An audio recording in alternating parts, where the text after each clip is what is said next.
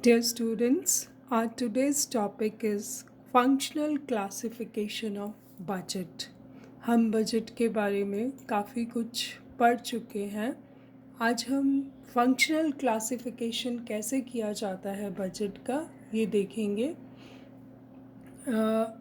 जैसा कि हम देख चुके हैं कि budget is derive from the French word bougette which means sack और पाउच. एक पर्स कह लीजिए या थैला कह लीजिए. बजट एक फ्रेंच वर्ड से इसको लिया गया है. A budget is a systematic record of the fiscal proceeding of the government. Taylor कहते हैं कि ideally the budget is a statement of careful estimates and honest intentions. बहुत अच्छा लिखते हैं वो कि budget is a statement of careful estimates and honest intentions. जैसा कि आप जानते हैं कि अभी फाइनेंशियल ईयर 21-22 के लिए बजट प्रिपेयर हो रहा है. आप जानते हैं कि 1 फरवरी को अक्सर बजट पेश किया जाता है for the new financial year, जो कि 1 अप्रैल से स्टार्ट होगा. तो आजकल बजट को लेकर बहुत सारी बातें न्यूज़पेपर्स में भी आ रही हैं. तो आप देख सकते हैं कि बजट कितना इम्पॉर्टेंट रोल प्ले करता है in the fiscal policy of a government. Gladstone कहते हैं कि budgets are not merely matters of arithmetics but in thousand ways go to the root of prosperity of individuals and relation of classes and the strength of the kingdom. तो हमने देखा कि annual government budget is framed with the development objectives of the government. इस मामले में Dalton कहते हैं कि we now think of budget as a powerful instrument for achieving objectives like full employment, high level of investment and a better distribution. जिस तरह का माहौल चल रहा है कि स्लम्प, हम अभी कोविड-19 पैंडमिक से निकलने की कोशिश कर रही है हमारी इकॉनमी. और हाँ, आपने लेटेस्ट डेटाज भी देखे कि वी टाइप जो ग्रोथ है वो होने जा रही है. लाइक बहुत ज़्यादा जून क्वार्टर था हमारा, उसमें हमने बहुत ज़बरदस्त स्लम्प देखा. लेकिन after that our economy is recovering from that slump. तो अब जो नया बजट आने वाला है, तो गवर्नमेंट बजट जो है, we all are expecting a lot from the new budget. जैसा कि अभी स्टेटमेंट भी आया था फाइनेंस मिनिस्टर का कि इस बार का जो बजट होगा it will be totally different from the previous budgets. Actually, the government budget जो है, it serves as a powerful weapon of financial control and fiscal discipline. It can produce positive impact on the level of economic activity through the policies of taxation, borrowing and expenditure. अभी जब नया budget आएगा, this time you must analyze it very deeply. आप उसके सारे तब तक आप पढ़ चुके हैं, आपने फिस्कल जब से इस पेपर में आपने बजट से रिलेटेड सभी ऑलमोस्ट चीज़ों को पढ़ा है. Very soon I will be giving lectures on the procedure of budget, ताकि आप नए बजट के आने से पहले इससे रिलेटेड जो भी फैक्ट्स हैं उनको जान जाएं. तो आप महसूस करेंगे कि it is in a real sense a powerful fiscal instrument in the hands of the government to influence the level of income, output and employment. किस तरह की पॉलिसी सरकार लेके आती है ताकि जो अर्थव्यवस्था में अनएम्प्लॉयमेंट है उसको चेंज किया जा सके, किस तरह से जनरेशन ऑफ जॉब्स, इनकम, उससे पूरा ही जो फंक्शंस हैं, जो अभी करंट इकोनॉमिक फंक्शंस हैं, वो एकदम से वाइब्रेंट हो जाएंगे, जो इकोनॉमी स्लम्प में जा रही थी। तो we all are hoping a lot from the coming budget. अब हम यहाँ पढ़ते हैं फंक्शनल क्लासिफिकेशन ऑफ बजट किस तरह से किया जाता है। तो कार्यात्मक क्लासिफिकेशन कहते हैं इसको। It is an attempt to present the total allocation of government expenditure in different heads. अभी जो गवर्नमेंट का एक्सपेंडिचर उसका टोटल किया जाएगा, फिर उसे डिफरेंट हेड्स में डिवाइड किया जाएगा। मोस्ट जो मेजर हैं, डिफेंस में इतना पैसा, एजुकेशन में इतना पैसा खर्च किया जाएगा, हेल्थ में इतना, ट्रांसपोर्टेशन पर इतना।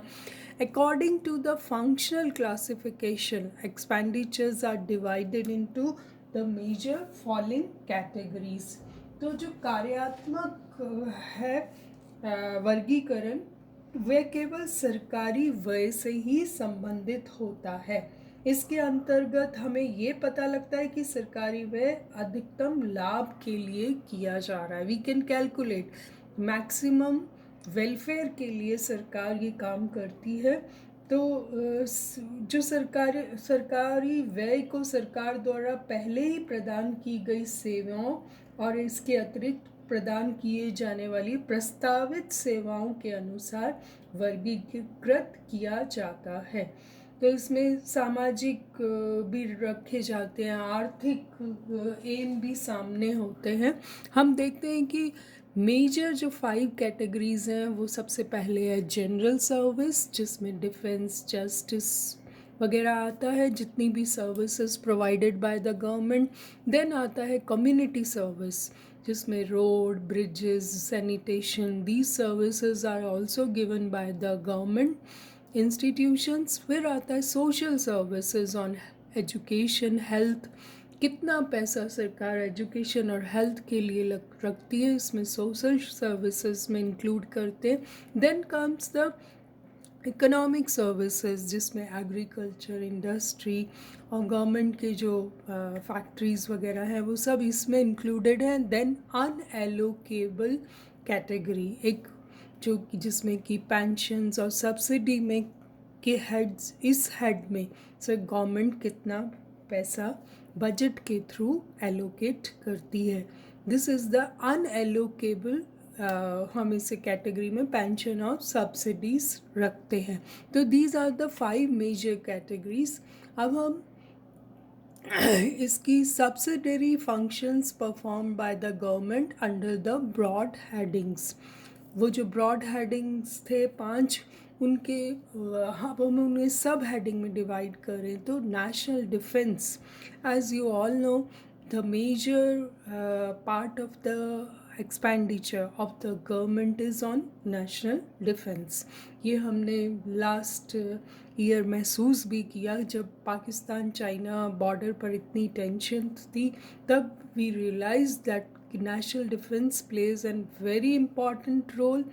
तो उस पर जो एक्सपेंडिचर होता है, because government has to update सब कुछ, लेटेस्ट टेक्नोलॉजी लानी होती है, लेटेस्ट वेपन्स चाहिए होते हैं तीनों फोर्सेस को। So there is major expenditure on national defence. फिर इंटरनेशनल अफेयर्स और फाइनेंस पे भी बहुत सारा पैसा खर्च होता है। एजुकेशन एंड मैन पावर, आप जानते हैं कि एजुकेशन और मैन पावर, एजुकेशन जो है टू उन लोगों के लिए जो अफोर्ड नहीं कर सकते, government spends a lot on the education department. और मैन पावर के लिए ट्रेनिंग्स वगैरह हैं, वो सब करवाने के लिए भी the government spends a lot of money. Health, कोविड-19 के होते हुए we realise the importance of health, जिसे हम 1 मिनट भी इग्नोर नहीं कर सकते। तो हेल्थ पर जितना भी एक्सपेंडिचर है, गवर्नमेंट हॉस्पिटल्स हैं या गवर्नमेंट मेडिसिन्स हैं जो हमें सब्सिडाइज रेट पर मिलती हैं, तो that is also comes under the government expenditure head, जो हेल्थ में खर्च होता है, then income security, agriculture and rural development. आप जानते ही हैं कि सरकार being a country where agriculture plays a very important role, the government has to spend a lot of money on agriculture ताकि फार्मर्स की डिफ़िकल्टीज़ को कम किया जाए और रूरल डेवलपमेंट, इंफ्रास्ट्रक्चर का डेवलपमेंट किया जाए, टेक्नोलॉजी आए, natural resources and environment in the present scenario. It also plays a very important role how to save the natural resources and environment. Then commerce and transportation. Transportation भी बहुत बड़ा role play करता है। Lockdown में हमने महसूस किया था कि ट्रांसपोर्टेशन की कितनी अहमियत है। Then community development and housing, आजकल सब्सिडाइज रेट पर गवर्नमेंट हाउसिंग लोन्स देती है, तो वो सब इसी it is a part of the government expenditure. Space research and technology, as you all know कि इंडिया ने बहुत अच्छा परफॉर्म किया है, so we have to spend a lot of money on research and technology, तभी हम कोई achieve कर पाते हैं। इंटरेस्ट भी एक बहुत बड़ा अहम रोल प्ले करता है। अभी हमने पब्लिक डेब्ट से रिलेटेड बहुत सारे टॉपिक्स किए थे, उसमें हमने देखा कि पब्लिक डेब्ट की वजह से कितना इंटरेस्ट पेमेंट बहुत हाई हो जाता है गवर्नमेंट का, तो वो इंटरेस्ट को भी हम इसमें इंक्लूड करते हैं। How much money is given every year. हम बजट में इंटरेस्ट का कितना क्राइटेरिया रखते हैं, कितना अमाउंट रखते हैं, that is also very important.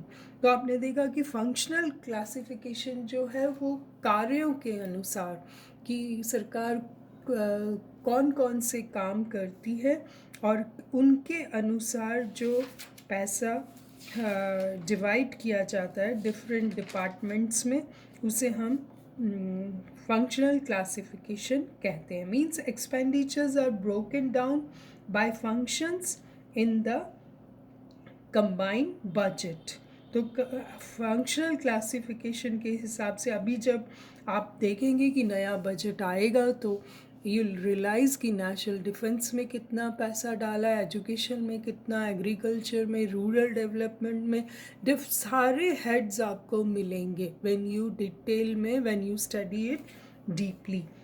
So the allocation of public expenditure among different functions may be based on the criteria such as future needs, present setup, or the past performance in the concerned area of development. पूरा analysis होता है। अभी economic survey आएगा उससे पहले, तो उसमें government की पॉलिसीज़ देखी जाती हैं कि फ्यूचर नीड्स क्या हैं, किस whether it is we need money more spend on education or on health, so हमें वो पूरा कंपेयर करना पड़ता है because we have limited resources. तो उन्हीं पूरे गवर्नमेंट एक्सपेंडिचर को डिफरेंट हेड्स में जो डिवाइड किया जाता है वो according to the future needs, और प्रेजेंट सेटअप कैसा है, प्रेजेंट परफॉर्मेंस कैसी है किसी भी डिपार्टमेंट की in the last year. So accordingly we divide the public expenditure on such different heads. We'll continue in the next lecture. Thank you so much for watching this video.